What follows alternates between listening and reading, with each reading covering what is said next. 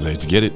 This is Life's Essential Ingredients with Jeff and a Mike, where we hope to inform, inspire, and transform lives, one essential ingredient at a time. Welcome to the show.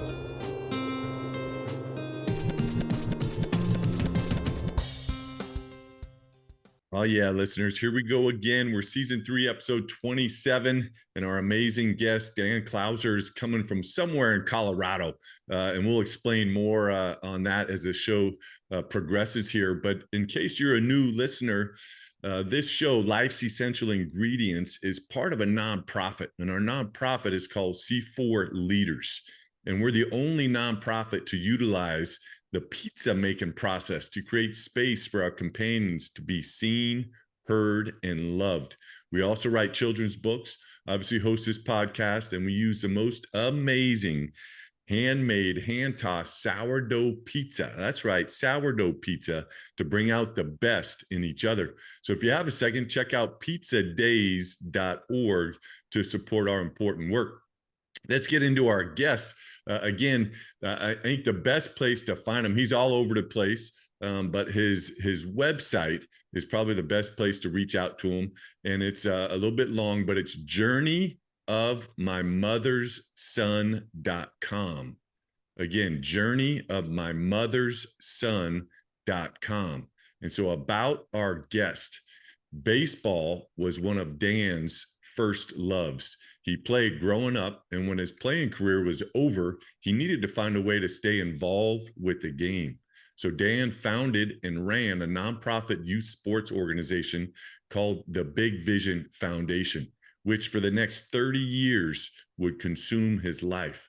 Dan coached teams, ran tournaments, and was in charge of a 130-acre sports complex. Wow. Dan loved every second of that life until he didn't. In 2019, Dan had a calling from God and knew he was being called for a different purpose. The calling, according to Dan, sounded crazy, but it was destined to happen. Dan sold most of his material possessions, loaded up his wife, his dog, and hit the road to see what life had in store. Dan, thanks for having the courage to take a leap of faith. Thanks for spending much of your youth investing in the lives of young people, and most importantly, for sharing your many gifts with the world. Dan, welcome to the show. Thanks, guys. Looking forward to it. Yeah, it's I'm going to go eat some pizza after the show. I'll tell you that. You got me hungry for pizza right off the bat. I love it. I love it. And we'll just throw out the invite now. You know, Dan is, we'll explore this obviously throughout the episode, but he's living in his RV. You can hear that in 2019. That was part of his calling. And so he just travels the country doing what he does.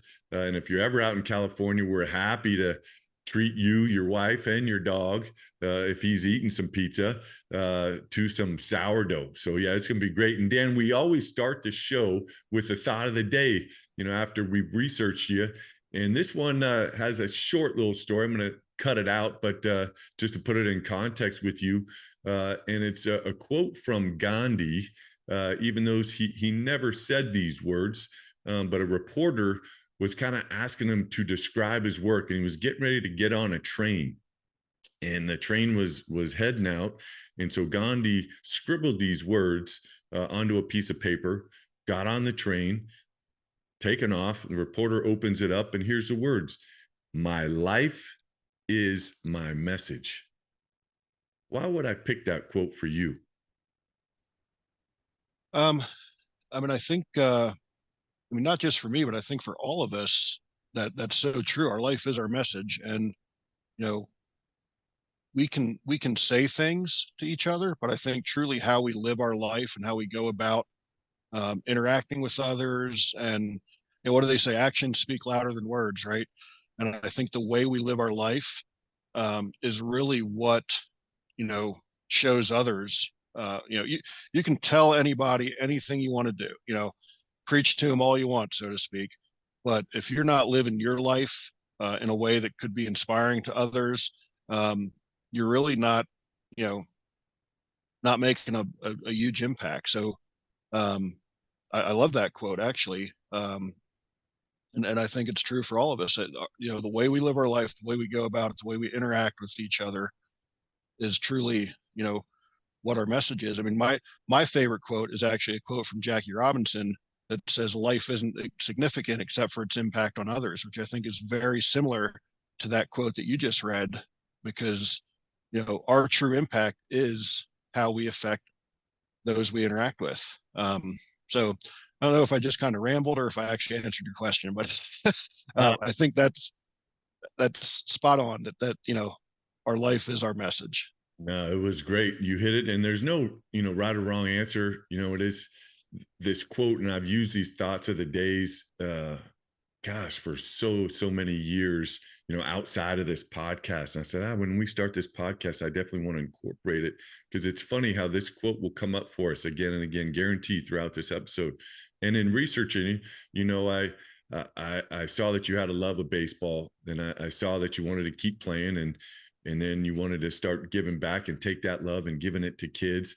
And I couldn't imagine managing a 130-acre sports complex. I mean, I don't think people have the context of how many fields that is, and the amount of coordination that it would take to pull that off. Both Mike's currently a head basketball coach, and I've been a head basketball coach for about 25 years of just one team, and you're doing all these teams and traveling.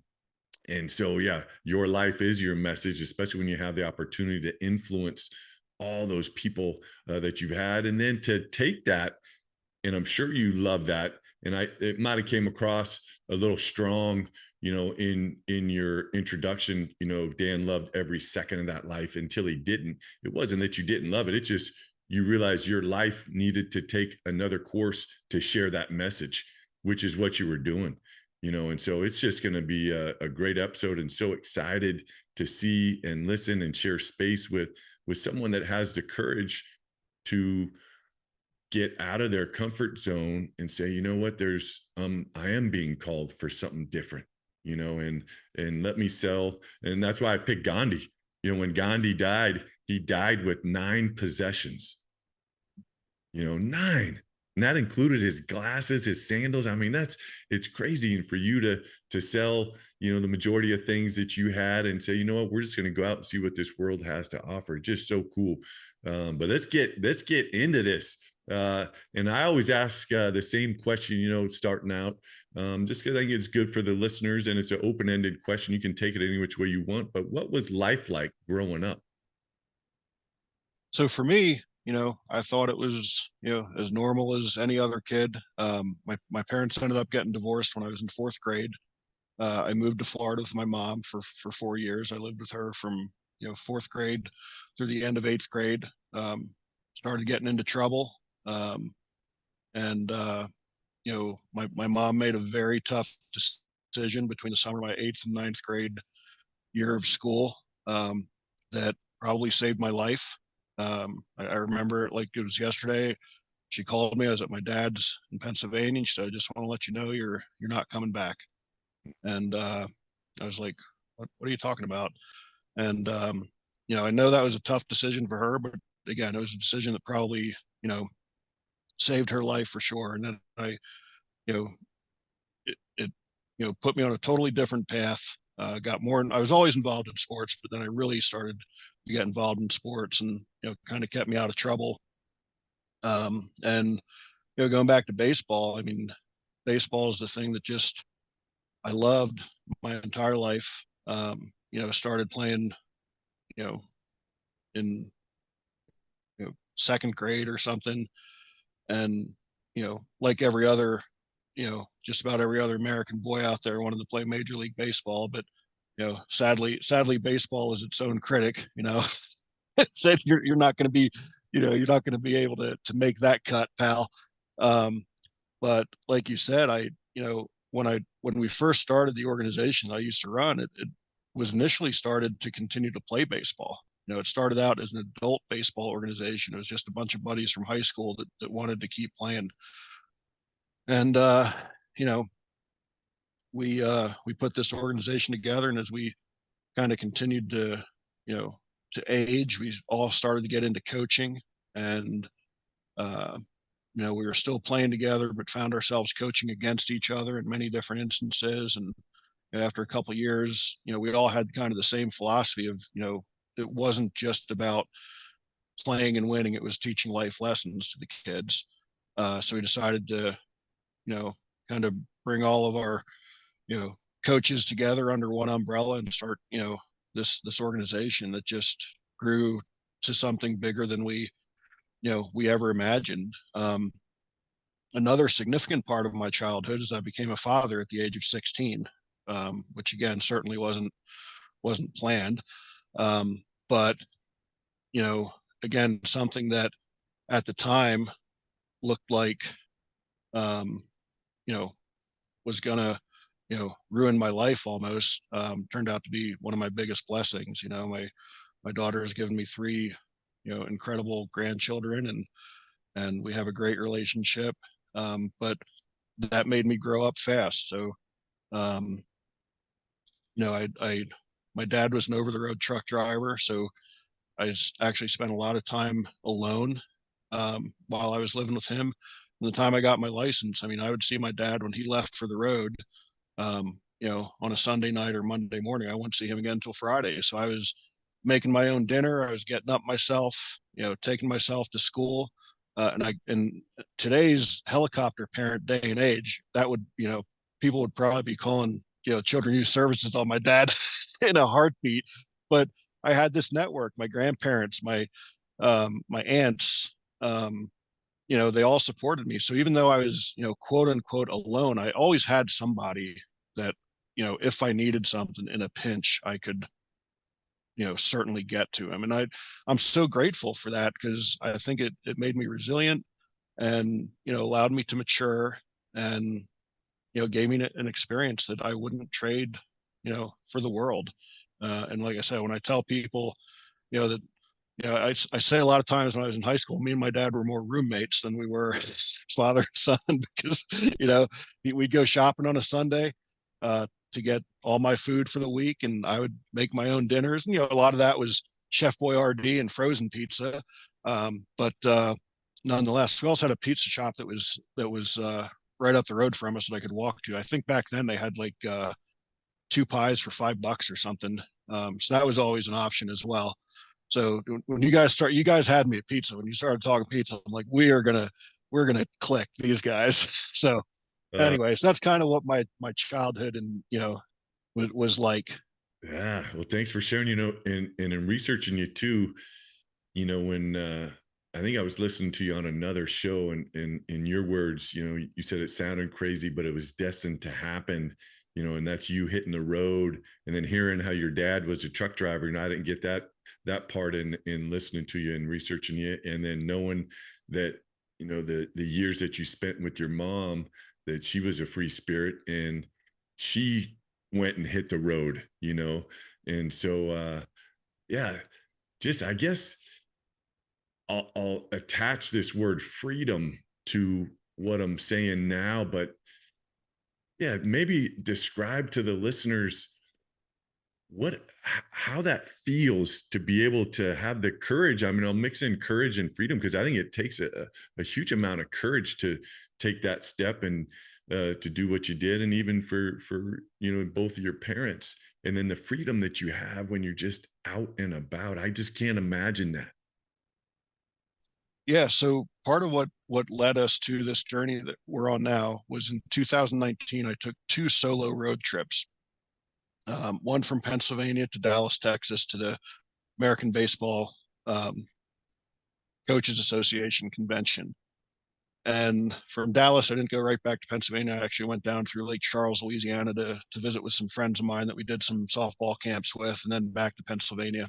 And about a month after that, I took another solo trip from Orlando, or from Pennsylvania to Orlando, to again meet with somebody that we were looking at doing some soccer camps with, and those two trips, um, like I had this weird serenity that came over me, and this weird sense of peace while I was on the road, that it finally dawned on me, um, that it was like, wow, I think I finally figured out why mom did what she did. And just to give some more background to the listeners, my mother back in the 1980s took an old 1967 Plymouth Valiant, took the back seat out of it, put a sheet of plywood in there and a mattress, and turned it into a quasi RV. You know, if you ever heard the song "I Was Country" before country was cool, well, mom was like van life before van life was cool.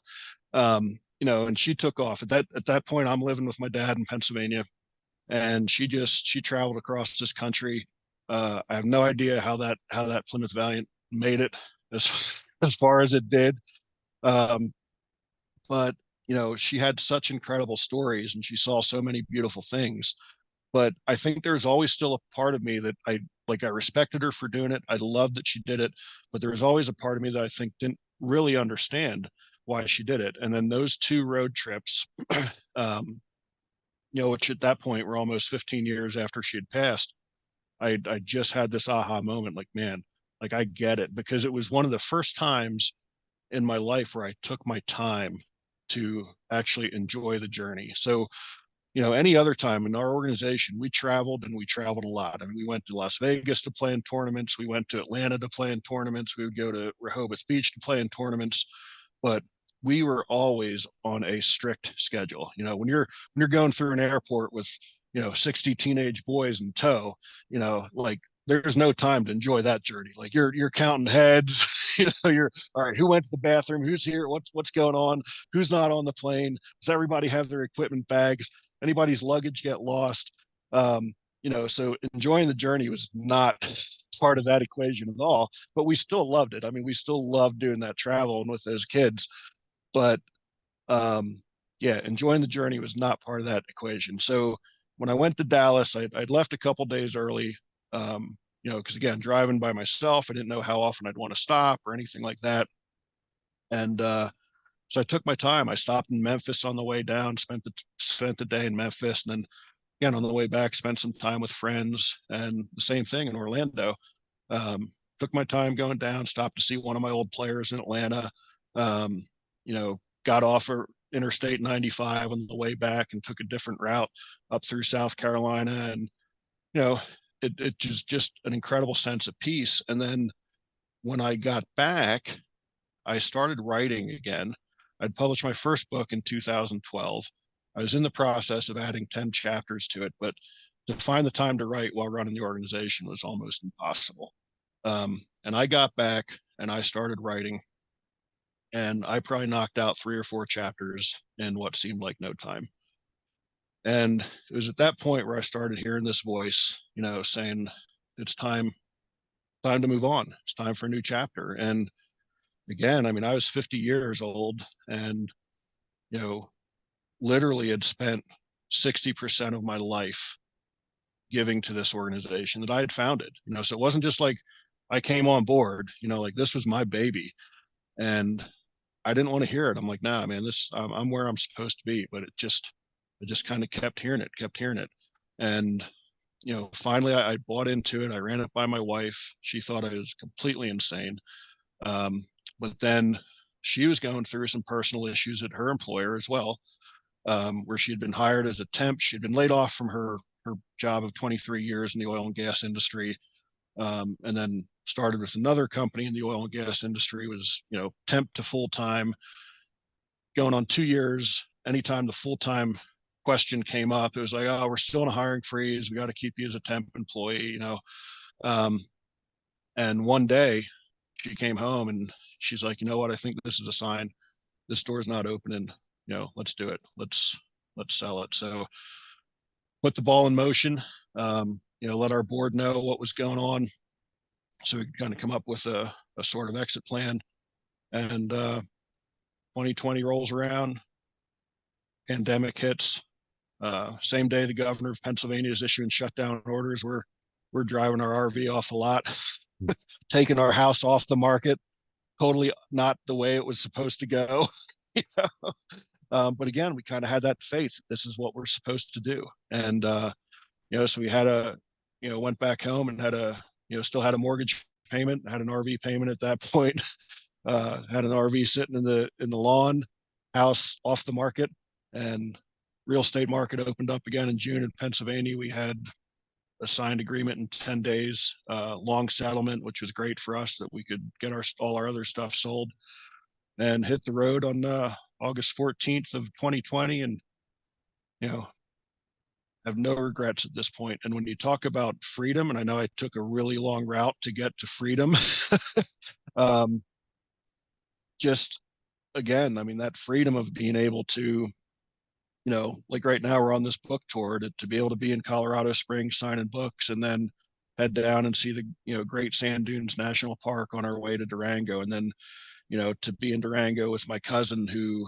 has lived out in Colorado for 12 years and we haven't really seen each other a whole lot. Even as we became adults, most of the time we'd see each other at funerals, we come from a very big family, and you're at that funeral and every time you're like, well, we got to get together at something other than the funeral. Well, at the next funeral, we're saying the same thing. And so to be able to spend time with her for a week and her husband, uh, you know, without there being a funeral was just, again, so freeing. I mean, even right now, I'm sitting in the driveway of one of my podcast guests, who, heard we were going to be around, and she's like, "You got to come over and have dinner with us." And they RV as well, not full time, but they're like, "We have full hookups for you. You guys can have dinner, stay the night." Um, and that's just, again, incredibly freeing. Before we started this podcast, I said to my wife, I said, "You ever really stop and think of how blessed we are to be able to form these relationships, through venues like this?" And I will look you guys up when we get to California. We haven't gotten there yet. But you know, and that connection, it's just, it is so freeing to be able to connect with people and get to know them. And none of that would have ever happened had I still been running the organization. So, however you want to define freedom, this is definitely a route to it for sure. Mhm. I love it. I don't know if this question applies so much anymore, but the show is called Life's Essential Ingredients. And, the question as you were writing, I'm always writing notes. You know, I'm going to ask you kind of, well, I'm just going to throw the words out there because it's a tricky one to get the words out, but have your essential ingredients in your life changed since you've been on the road? And I know you just gave me your dissertation with that experience, and I don't even know if you're getting at the kind of the heart and soul and the core of what I'm meaning. But you just have, and you talked about the just being free and the relationships, to help again capture for the listeners and for me, and for Mike, exactly how that feels like, and how maybe the ingredients of what you thought might have been important at the time, or were essential and served its purpose, but now that you're on this different journey, your ingredients, have shifted so much, and how can you articulate that to me and to the listeners to help us really fully, deeply understand that? I think for me, what has become the number one essential ingredient since we've started traveling is living in the moment and cherishing the moment. Um, like probably, the one downfall of us traveling is, we don't see our kids as much. When we still lived in Pennsylvania, all of our kids were in the same county, probably within 10 or 12 miles of us, with the exception of one who lived only an hour and a half away. So we still could jump in the car and go see him if we wanted to. Um, but yet now, when we do get back to Pennsylvania and we spend time with them, I think we're much more present and much more in the moment than what we ever were before. And the contrast from, the way life was prior to us traveling is I didn't get to enjoy those moments as much because we were always planning for the future. When we were, the minute we were done with one tournament at the complex, it was, we were in full gear for the next tournament. The minute our season ended in early November, it was full on planning for, how we open up in April. So it was always about, looking forward and, what was next, what was next, what was next. And we still do that today, but yet, we enjoy those moments so much more. I mean, we drove from Durango to Montrose yesterday, up US 550, which is called the $1 Million Highway. If you guys haven't heard of it, but it's a winding, all kinds of hairpin turns, highway through the Rocky Mountains. Some of the most beautiful scenery you'll ever see, but occasional some white knuckle driving, especially in a 33-foot RV.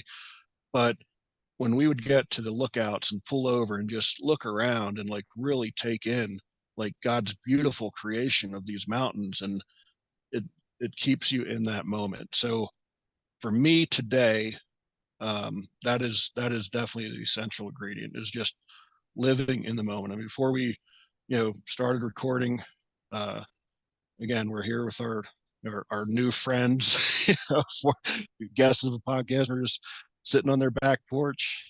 They're having coffee. I don't drink coffee. I'm drinking water, and we're just enjoying, you know, listening to the birds and you know telling each other stories about our travels, and again, just enjoying that moment. And that, for me, that's the essential ingredient today. I love it. I love it.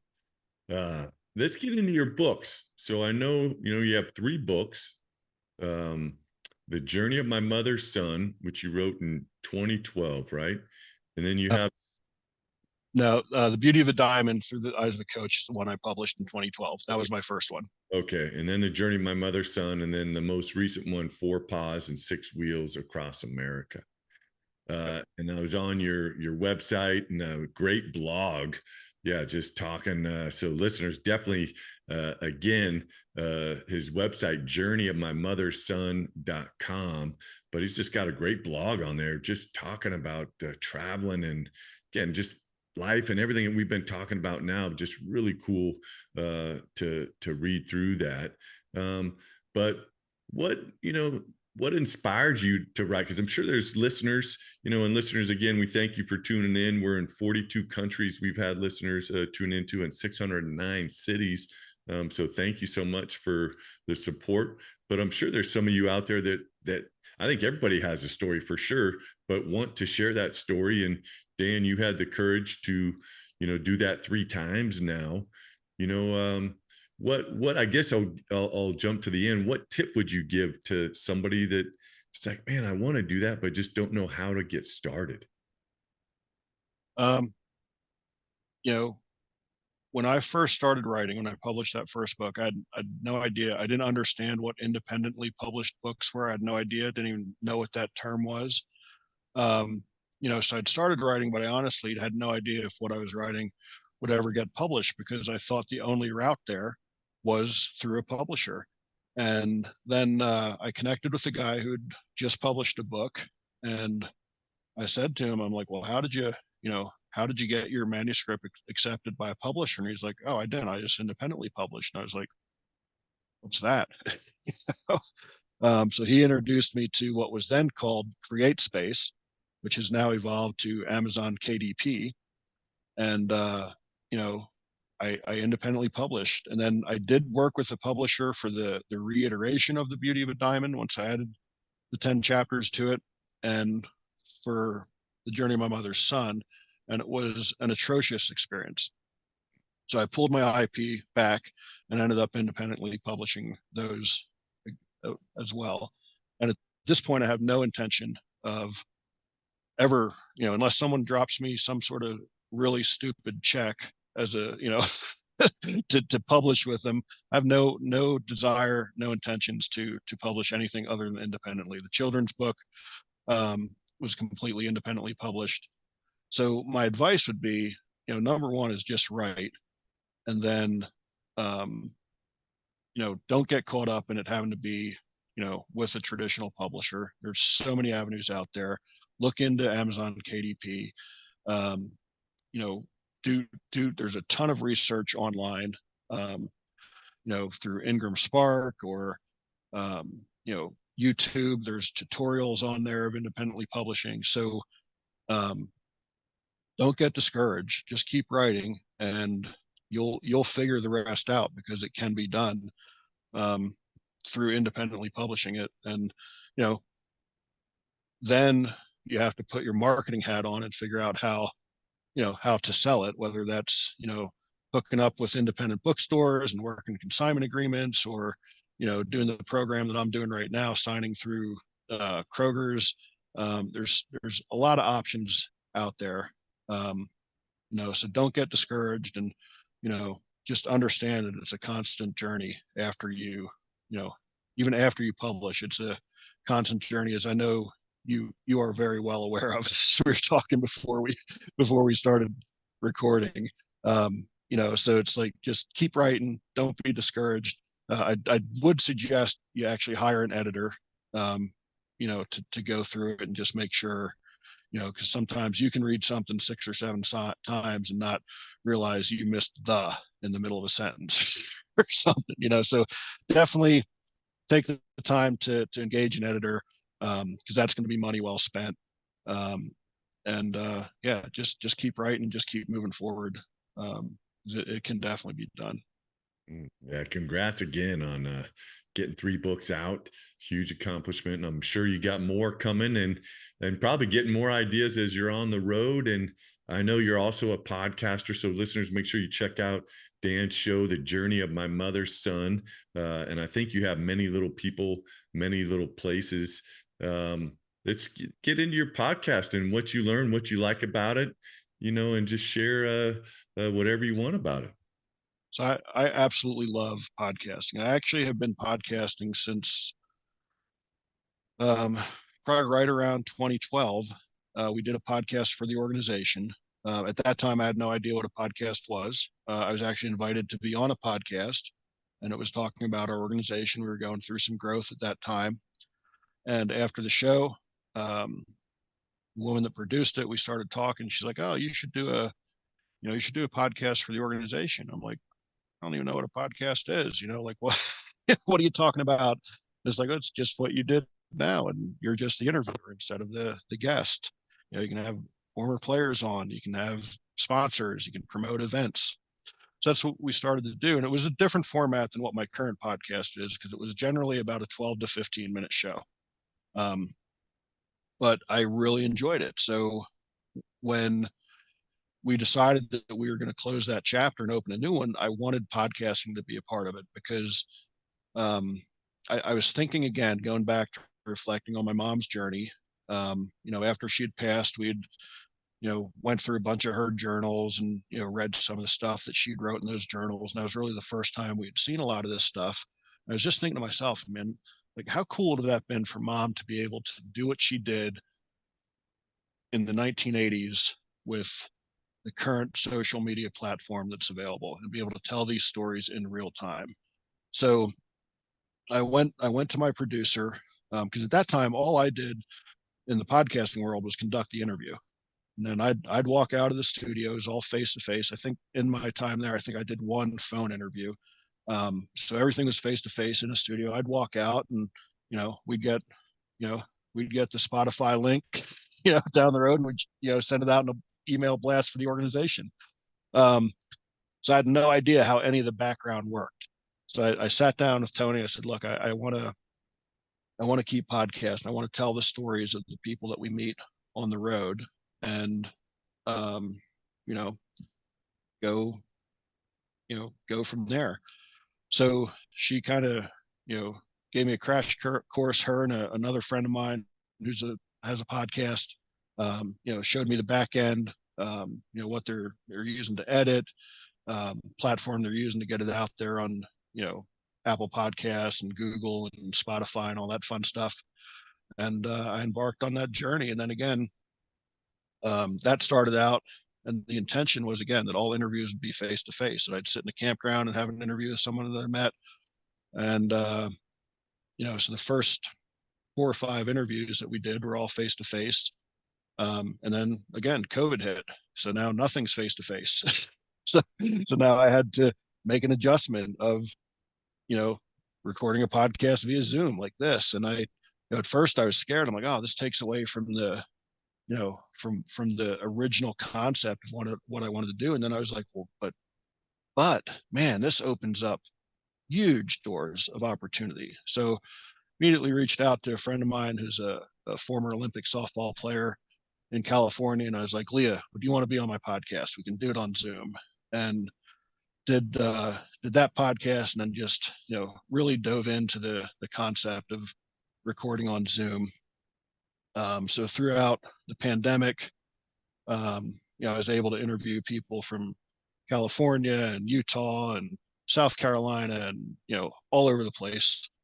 And once we did start traveling, we I would still do some face to face interviews, just honestly just recorded on my phone and then download the audio. Um, and then I discovered Podmatch, which is how we've connected to again really expand that that guest base. And for me, it's just about again the title podcast, The Journey of My Mother's Son, with the subtitle Many Little People in Many Little Places. And sometimes I'm told that I need to have a tighter niche because I have such a broad range of guests on my show. I have everything from Olympic athletes to just people we met in a campground to, you know, Vietnam War protesters who are now in their 70s. um, and I'm like, but that's just not me. Like, I want to tell all those interesting stories. It's not just about, you know, the baseball guy in me. It's, I want to have other authors on the show. I want to have other full-time RVers on the show. Um, so that's really what it is. I mean, the subtitle says it the best. It's many little people in many little places. And I think everybody has a story to tell. And I think all of those stories can be inspiring and, just uplifting to those that are listening. Love it. I love it. And yeah, I totally agree. Everybody has a story. And is there, for your podcast or even just, your travels right now, is there anybody that like jumps to the forefront of your mind of like, oh my gosh, I can't believe, just we pulled into this place or we're at this campground and I meet this person and it was just destiny and it totally transformed your life and you still carry kind of those ingredients, that experience that you had with that person with you today. Is there anything that jumps out at you? There's so many, but considering I'm sitting in her driveway today, I'll go with the most recent. Um, you know, the woman we're at here today, she actually heard me as a guest on another podcast. And again, they're not full-time RVers. They RV occasionally. And she sent me a message through Facebook saying, I just heard your story. I loved it. She runs an organization called Power Mom. They just published a book called Crush Mom Guilt. And, to just think about how this friendship has kind of cultivated over, an instant message on Facebook, to becoming Facebook friends, to knowing we're coming through Colorado, to having dinner and talking about sharing stories about published authors and just different stuff. It's amazing, and there's been so many times where I've been able to connect with a guest that I've had on the show. It happened a couple times in Texas, happened in Fort Wayne, Indiana, and it's just such a cool feeling to kind of turn that virtual relationship into a real relationship. And there's so many bad things about social media and living virtually that it's refreshing when really good things come out of it as well. Dan, I got a question. Yes, Or sir. maybe if you could tell the listeners of someone who wants to do what you did, just get on the road, or even someone wants to change like their career path and they feel that's the way. Do you have any words of advice for them or encouragement from your experience? Number one is you're never too old to do it. Um, Number two is just do it. Like, don't overthink it. Um, my wife and I, like I said, we never camped. We were not weekend campers. I mean, I was running baseball tournaments every weekend in the summer, so I was not in a campground. First time we ever drove this RV was the day we drove it off the lot. So you can come up with a million reasons why you shouldn't make that decision, and just you got to figure out how to sort through that, push to the side, and just take that leap. I don't want to steal Nike's line, but just do it. Like seriously, like just do it. And it's going to scare the heck out of you, but you gotta, understand that it'll all work out, you know. I'm not a mechanical guy because that's one of the things you're like, oh, if you're an RVer, you got to know how to fix stuff. No, and that's not me, man. Like, YouTube is a great resource. I've changed out the water pump in here with the help of some other full-time RV friends, which I never would have guessed I'd have done. Um, and again, going back and just finding those resources. I mean, in today's technology, there's so much information out there that you can educate yourself on just about anything. So yeah, that advice would be to just follow your gut and, you know, put away all the noise and do it. And it's not necessarily selling all your stuff and living in an RV. It's whatever, if you want to change careers. And again, I stress all the time, like I said earlier, like I wasn't in a hate my job 9 to 5 corporate dead end environment. Like I loved every second of what I was doing, but it was still time to make that change and time to, use my voice and my writing to, you know, help even more people than what we were helping through the organization. Love it. I love it. Again, we're on with Dan Clouser. He's in Colorado. You find him on his website, journeyofmymotherson.com. Again, he's got 3 books out there, a great blog. We'd love it if we can support him in what he's doing and how he's sharing his life, which is his message. Again, back to tie into Gandhi. I think we're getting ready to almost wrap this up, Dan. I mean, it's been awesome. I want to ask, you've done what you did for the day, and you're getting ready to put your head down and go to bed.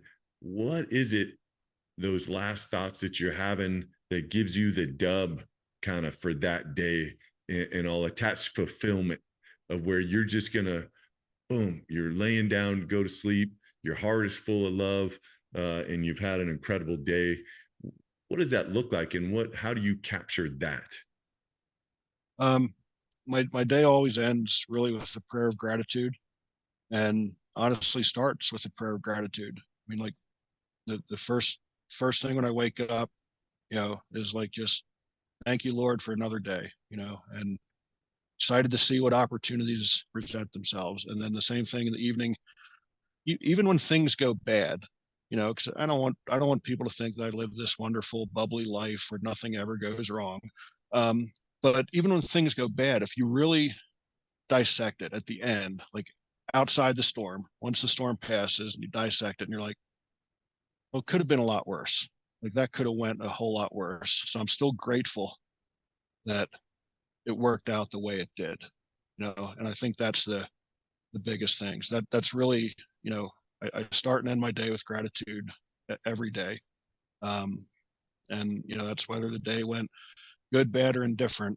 At the end, you really got to look back and say, yeah, it could have been, could have been a lot worse if something else would have happened. And I just one thing I want to add, kind of off the topic, but for the listeners, if you don't want to type in the full website of journeyofmymotherson.com, you can also just type in danclouser.com. It's a lot easier to get to. It's the same website, but I know that Journey of My Mother's Son is a mouthful. And if you're not a great typer like I am, danclouser.com is easier to get to.